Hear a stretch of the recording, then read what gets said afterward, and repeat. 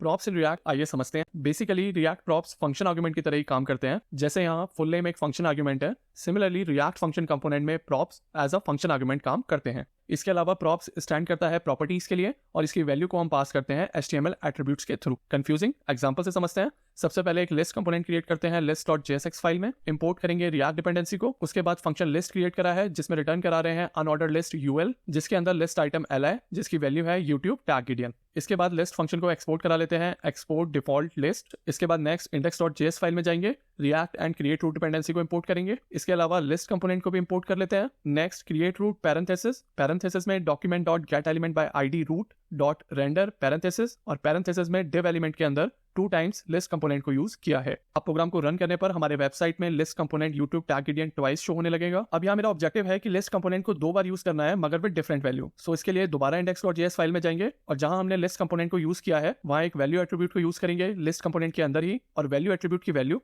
दोनों list component के लिए डिफरेंट रखेंगे। इसके बाद नेक्स्ट list.jsx फाइल में जाएंगे, फंक्शन लिस्ट में props as a function argument use करेंगे एंड लिस्ट आइटम li के अंदर हमने यूज करा है value equal open and close curly brackets. और इन कर्ली ब्रैकेट्स को हम इसलिए यूज कर रहे हैं क्योंकि हमें यहाँ पे JS कोड को एग्जीक्यूट कराना है, और इन कर्ली ब्रैकेट्स के अंदर हम वैल्यू यूज कर रहे हैं props डॉट वैल्यू क्योंकि props ऑब्जेक्ट है एंड वैल्यू एट्रीब्यूट को मैंने index.js फाइल में प्रोवाइड किया है। That's it. इसके बाद प्रोग्राम को रन करने पर हमारी वेबसाइट में 2 लिस्ट आइटम विजिबल हो जाएंगे।